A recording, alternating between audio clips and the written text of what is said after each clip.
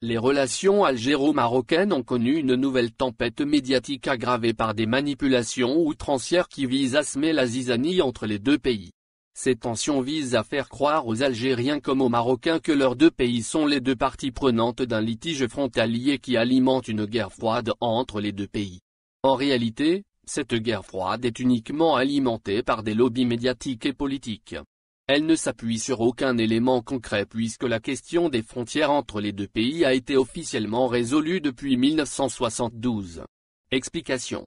Depuis bientôt une semaine, les événements dans les régions frontalières de Figuig, côté marocain, et El Arja, dans l'oasis El Arja au niveau des frontières algéro-marocaines ont donné lieu à des spéculations médiatiques totalement absurdes et affolantes.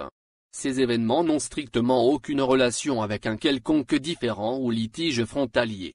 Tout a commencé au début de cette semaine lorsque les autorités algériennes ont demandé à une trentaine de fermiers marocains de quitter les terres dans un délai de 3 jours, qui a été prolongé à 1 mois, après négociation.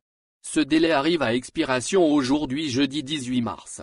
Certains médias marocains ont jeté de l'huile sur le feu en racontant que ces agriculteurs marocains ont été sommés de quitter un territoire où ils sont propriétaires privés. Des comptes rendus parus dans les médias marocains ont affirmé également que dans cette zone frontalière se trouvent des terrains abritant 15 000 palmiers, appartenant à une trentaine de fermiers marocains. À ces contre-vérités marocaines, des mensonges encore plus dangereux ont été colportés par des médias algériens notamment l'agence de presse officielle l'APS. Celle-ci est allée jusqu'à accuser les agriculteurs marocains de servir les intérêts des réseaux du narcotrafic. Les autorités algériennes locales ont procédé à la fermeture d'issues utilisées par des bandes criminelles organisées dans le trafic de drogue au niveau de Ouahal Roda dans la daïra de Beni Ounif, Wilaya de Béchar, a expliqué ainsi l'APS. En dépit de tout ce qui se trame contre l'Algérie, ici et là, ces principes demeurent indéfectibles en termes de bon voisinage et de respect mutuel mais invincibles pour quiconque serait tenté de porter atteinte à sa sécurité et à sa stabilité, a souligné encore l'APS qui cite des sources militaires. En vérité, il n'y a aucune activité criminelle particulière dans cette région frontalière et ce, en raison des caractéristiques de son relief naturel qui rend très difficile l'acheminement de la drogue alimentant le trafic des contrebandiers.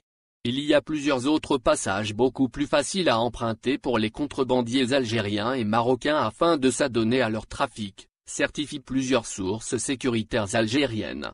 L'APS reconnaît elle-même dans son compte rendu qu'il s'agit de simples agriculteurs totalement désarmés et pacifiques qui ont réagi sagement à l'appel des autorités algériennes. Réagissant à l'appel de la sagesse, ces agriculteurs marocains ont commencé à quitter la région, reconnaissant les relations fraternelles qui leur ont permis, pour des raisons humanitaires, d'exploiter des parties de la rive et de l'oued relevant des frontières algériennes, a indiqué à ce propos l'APS.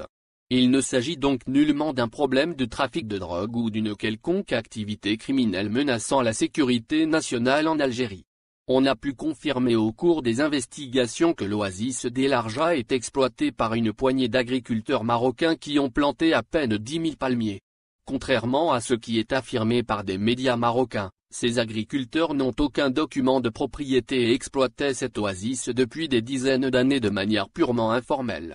Originaires de la localité marocaine de Figuig, ces agriculteurs traversaient régulièrement la ligne de démarcation frontalière, entre leur pays et l'Algérie, pour rejoindre El Arja, cette petite oasis située sur le territoire algérien. Ils jouissaient de l'accord formel des autorités algériennes pour exploiter les palmiers qui poussent dans cette oasis et qui donnent une bonne et succulente variété de dattes appelée Aziza. Ces agriculteurs n'ont jamais suscité la moindre tension et ils n'ont jamais fait l'objet d'une quelconque menace de la part des autorités algériennes. Malheureusement, les récentes tensions qui se sont aggravées autour du dossier délicat du Sahara occidental ont plongé les relations algéro-marocaines dans une nouvelle guerre froide déchaînée entre les deux pays. En clair, ces agriculteurs de l'oasis El Arja ont été sacrifiés sur l'autel de cette guerre médiatique qui connaît régulièrement des nouvelles tensions cycliques. Oui, une guerre froide purement médiatique parce qu'entre les deux pays, Les différends frontaliers ont été résolus officiellement. L'Algérie et le Maroc sont liés officiellement par l'accord frontalier de 1972. L'Algérie et le Maroc ont conclu cet accord lors du sommet africain de Rabat le 15 juillet 1972. Cet accord est officiel et il contient de nombreuses dispositions encore méconnues par les Algériens et les Marocains. À titre d'exemple, en vertu de cet accord, l'Algérie et le Maroc acceptent d'exploiter en commun le gisement de fer de Gard-Giblet en contrepartie de l'abandon des revendications marocaines sur la région de Tindouf et Béchar qui reste en territoire algérien. Et contrairement à ce qui est dit et raconté par de nombreux médias marocains, cet accord a été bel et bien ratifié par toutes les instances officielles marocaines y compris le Parlement marocain. Le 1er juillet 1992, cet accord frontalier a été publié dans les colonnes du journal officiel du Royaume du Maroc. De son côté, l'Algérie a publié les termes de cet accord frontalier dans les colonnes de son journal officiel le 15 juin 1973. Cet accord affirme clairement la qualité des relations de fraternité qui existent entre l'Algérie et le Maroc. Assad, le souverain du Maroc, et Ouari Boumdia, le président de la République algérienne, sont les deux signataires de cet accord. Et pour valider officiellement les termes de cet accord qui apporte une réponse définitive aux anciens litiges frontaliers ayant opposé l'Algérie au Maroc de 1963 jusqu'à 1972, les deux pays ont procédé à son enregistrement au niveau de son secrétariat général de l'Organisation des Nations Unies le 31 juillet 2002. Il n'y a donc aucune polémique possible ou imaginable concernant le tracé des frontières entre l'Algérie et le Maroc.